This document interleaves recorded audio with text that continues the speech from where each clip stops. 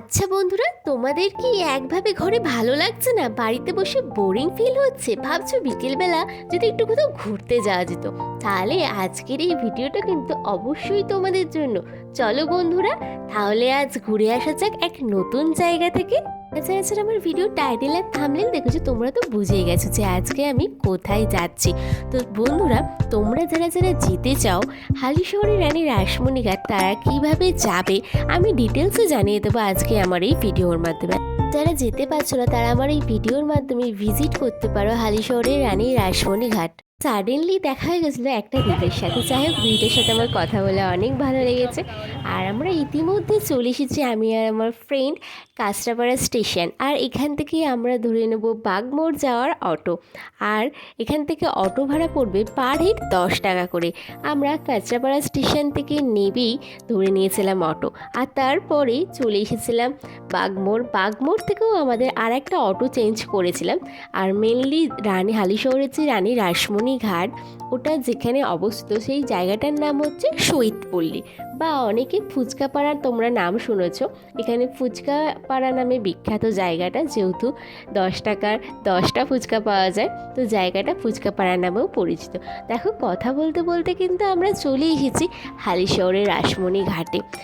আর ছোট থেকে বড় এবং বয়স্ক থেকে মাঝারি সবাই চাইলেই চলে আসতে পারে হালিশহরের এই রানী রাসমণি ঘাটে। আর যারা প্রকৃতি প্রেমিক তাদের জন্য তো এই জায়গাটা সব থেকে বেস্ট বলে আমার মনে হয়।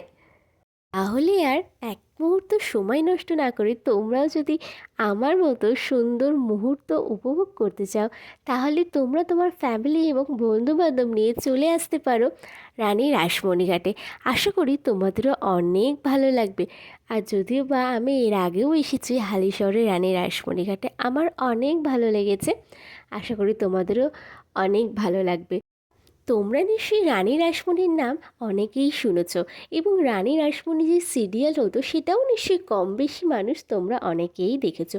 তাও আমি একটু ছোট্ট করে বলবো রানী রাসমণির সম্পর্কে। রানী রাসমণি হলেন ব্রিটিশ শাসনের যুগে পুরুষতান্ত্রিক সমাজের মধ্যে থাকা এক নারী শক্তি, এবং তিনি ছিলেন একজন ধার্মিক মহিলা।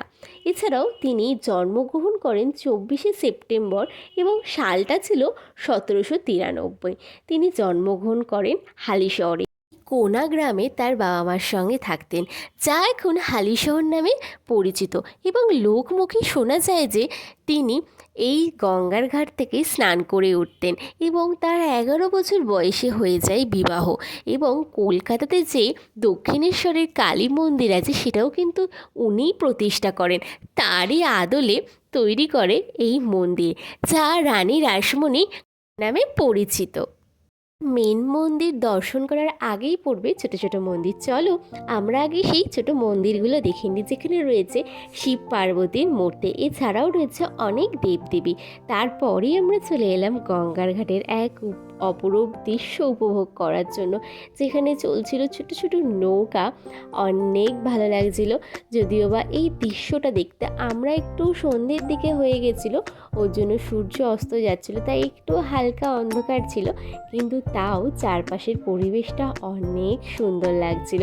যখন দূর থেকে নৌকাগুলো বেয়ে আসছিল না, সে যে কী অপরূপ দৃশ্য, তোমরা যদি চোখের সামনে থেকে দেখো সত্যি অনেক ভালো লাগবে। আর চারপাশের জায়গাটা ছিল বেশ অনেকটা বড়, তোমরা চাইলে এখানে এসে পিকনিকও করতে পারো। এই যে বড় জায়গাটা দেখলে, এখানে কিন্তু 1লা জানুয়ারি একটি উৎসব হয়, যা কল্পতরু নামে প্রতিষ্ঠিত। চলো এবার মন্দিরের ভিতরে আস্তে আস্তে প্রবেশ করা যায়। আগে আমি তোমাদের কাছে খুবই দুঃখিত যে আমি তোমাদের পুরো মন্দিরটা ঘুরে দেখাতে পারিনি, কারণ যেহেতু আমার মন্দিরের ওপর উঠতে নেই, ওর জন্য যেতে পারিনি। আর এখানে যে জায়গাটা দেখছো, এখানটায় হোম হয়, আর পাশে ছিল অনেক ছোটো ছোটো রাজহাঁস। আমার বান্ধবী তো সেই রাজহাঁস দেখতেই চলে গেছিলো। আর এইখানে দেখছো কত ছোটো ছোটো, এগুলো হচ্ছে কী ফুল বলো তো? তোমরা আমাকে অবশ্যই কমেন্ট করে জানিও কী ফুল। আর দূর থেকে কিন্তু ঠাকুরের এই মন্দিরটার ভিউটা দারুণ লাগছিল। অবিকল দক্ষিণেশ্বরের কালী মন্দিরের আদলে তৈরি এই রানী রাসমণির মন্দিরটা আমার অনেক ভালো লেগেছে। কিন্তু খারাপ একটা জায়গাতে এমনিতেও মায়ের মূর্তি তোলা যেত না, আর আমি যেহেতু ভিতরে গিয়ে দেখতে পারিনি আর তোমাদেরকেও দেখাতে পারিনি, আমি খুবই দুঃখিত। তো চলো আবার ফিরে যাই এই গঙ্গার ধারে বসে এই ঠান্ডা হাওয়াতে, মানে জাস্ট অপূর্ব লাগে এই দৃশ্যটা। আর তারপর দেখো আবার ফিরে এলাম সেই বিশাল জায়গা, এখানে যেরকম রয়েছে পিকনিক স্পট, এছাড়া গাড়ি পার্কিংয়েরও জায়গা রয়েছে। অনেক দূর দূর থেকে বহু মানুষ চলে আসে।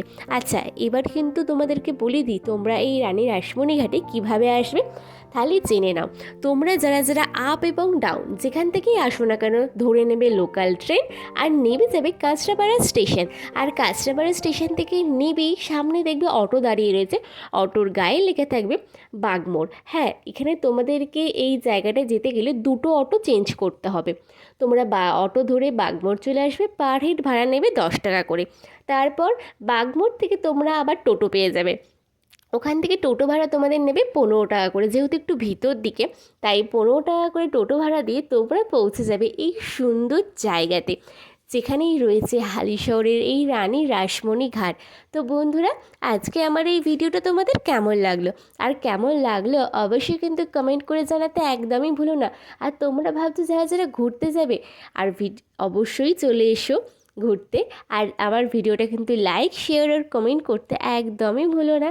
আমার সাথে থাকো, পাশে থাকো, যাতে আমি তোমাদের জন্য আরও নতুন নতুন ভিডিওর আপডেট নিয়ে আসতে পারি। বন্ধুরা টাটা, সবাই সুস্থ থেকো, ভালো থেকো।